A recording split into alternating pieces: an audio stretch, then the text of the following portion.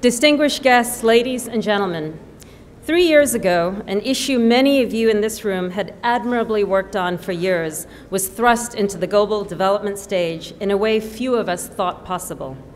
I remember sitting in the audience of CGI in 2010 and thinking, could clean cookstoves really be the issue that truly unleashes the potential of women and girls around the world?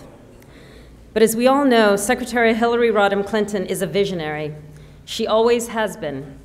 Through her various roles over the years, she's demonstrated that the combination of sheer will, political savvy, powerful ideas, and lasting partnerships can change the world.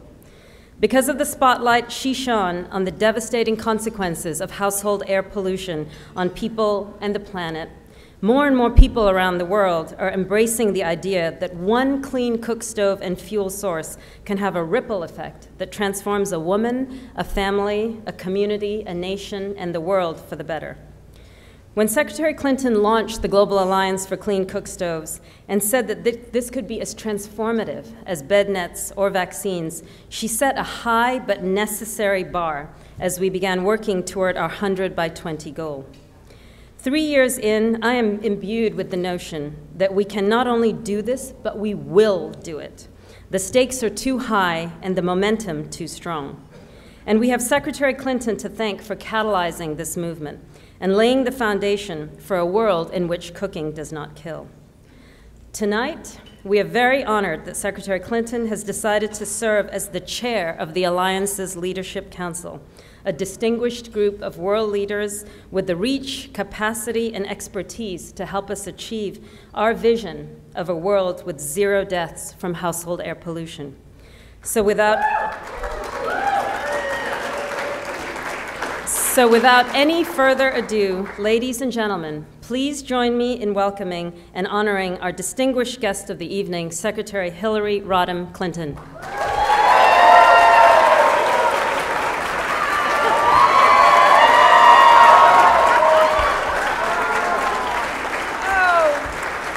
So exciting. Oh my goodness. Thank you, Radha, for that introduction, but so much more than that. Thanks for your leadership, and thanks to all of you who are here on behalf of this important cause.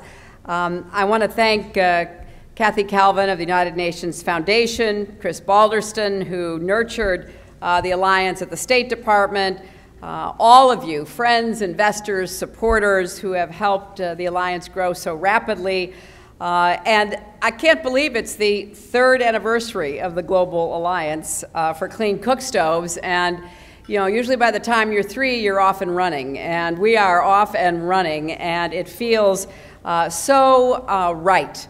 Because when we started 3 years ago at the annual meeting of the Clinton Global Initiative, which is across the street where I've been for the last 3 days, we launched this alliance with 19 founding partners.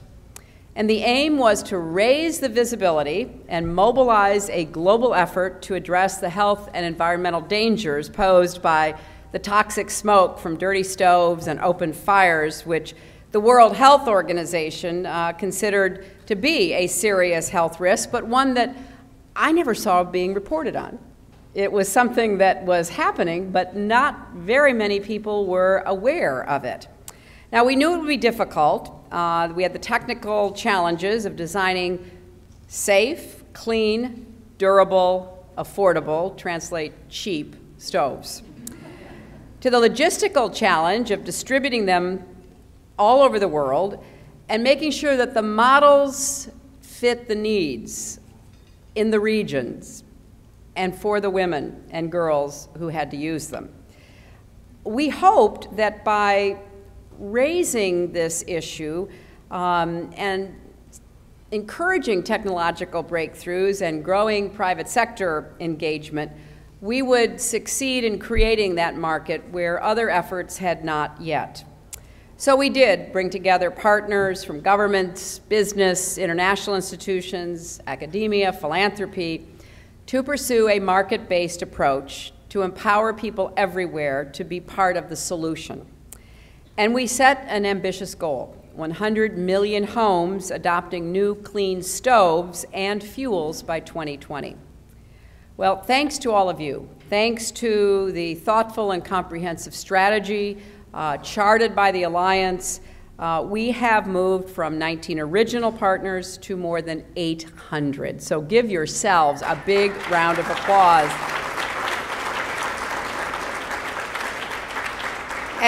And our work has focused on Bangladesh, China, Ghana, Kenya, Nigeria, Uganda, with efforts beginning in India and Guatemala. And I particularly want to thank the President of Guatemala, who has made this a national strategic imperative. Now, the United States government has boosted its commitment up to $125 million, building on the $50 million that I announced in 2010. The Alliance already supports 13 testing centers around the world, so we can collect data about what works and what doesn't. And the Alliance has spearheaded new global standards for cook stoves and fuel, giving manufacturers, distributors, buyers, guidelines for cleanliness, safety, and efficiency standards.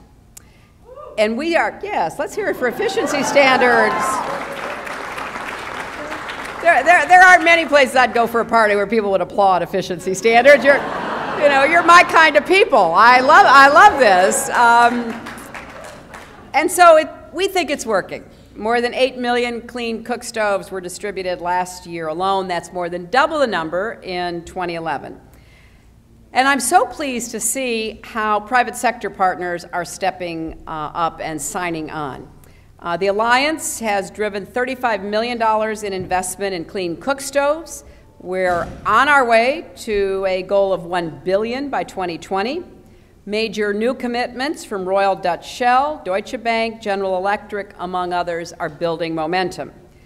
And these investments will, we believe, spur innovation and market growth. For example, the Alliance and Deutsche Bank have created a $4 million working capital fund to provide loans and guarantees to cook stove enterprises that are unable to access traditional forms of financing. The Spark Fund is helping partners reach commercial viability and scale up their efforts, and there are many other examples.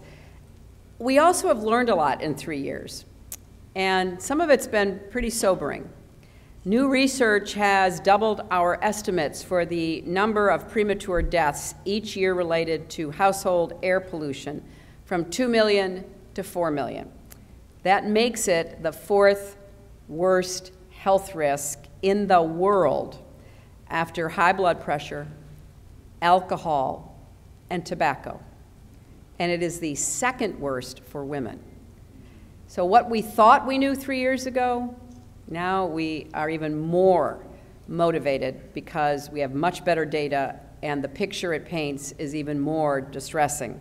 So this has to be a call to action to keep the Alliance going and growing, to find more partners, to expand markets, put more stoves in the hands of consumers, convince those consumers to use them, to learn how they will help them while still providing meals for their families, save more lives.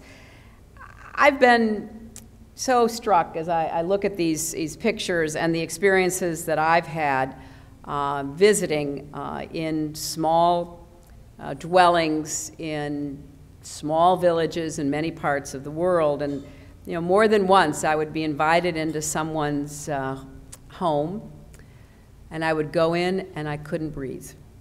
I mean, my eyes were starting to water. I was having trouble because the cook stove was billowing out fumes that were not something I had to live with for more than 30 minutes, but which the women and children in the home lived with every single day. There's also the challenge of finding fuel, which leads women and girls to travel sometimes hours to find scarce fuel, putting them at increased risk of violence, and also taking away other productive activities they could be doing in those hours. Yesterday at the Clinton Global Initiative, looking ahead to the 20th anniversary of the 4th UN Conference on Women in Beijing that will be in September of 2015, I announced a new effort to evaluate progress that women and girls have made over the past 2 decades and also to be very clear-eyed about how far we still have to go. But thanks to the Global Alliance for Clean Cookstoves, one thing we know is that women today are gaining access to tools and technologies far out of reach 20 years ago, and that we are helping to move toward our goal of 100 million households by 2020. I will be a strong and enthusiastic supporter and partner of the Alliance in the years to come, but I know very well it's all of you and people like you around the world who are really making a difference. Last year I was in Chennai, India, and we had a demonstration of the new stoves alongside the old ways of cooking that was out in an open space. And one of the universities in India was doing research by strapping respirators that recorded the amount of toxicity that the women were breathing as they worked on these various stoves, and keeping track of what happened as they changed from the traditional method to a newer, more efficient, safer method. And the numbers were staggering in terms of what was being breathed in before and after. When you saw the faces of those women who were trying out the new stoves, there was a little bit of suspicion, not an immediate embrace. But as they got the hang of it, and as the researchers explained to them how much safer this was for themselves and their babies, you could see them sort of just sitting up straighter and really grasping that, you know, maybe they wouldn't have to spend so much time on this very basic task, and maybe they could do that without endangering the future of their family. So it was a touching display and a great reminder of what we can do when we work together. We're all in this together, and we have an opportunity to make a real difference in millions of lives. So please continue your work in support of the Alliance, and let's keep getting together and tracking our progress as we move toward our goal in 2020. Thank you all very much.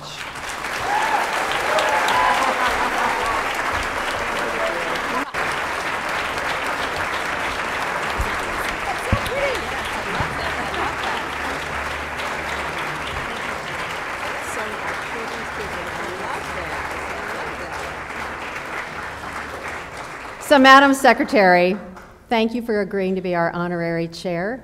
We could not have a better spokesperson. A woman who believes in this is so powerful. And thank you for all you've done to change and improve the way half the world cooks and will cook in the future. 3 years ago, you took this issue on and you literally have transformed the world. And I can't wait to see what's going to happen next. So we wanted to give you a special gift today. This is a portrait of a woman by the artist Rodney Rascona. It's called Our Children's Keeper. It's a woman from Torbi, Ethiopia. And the inscription says, a woman with access to clean cooking solutions can change her life, her family, her community, her country, and the world. We know that you're doing the same. Thank you for all you're doing to make sure cooking doesn't kill.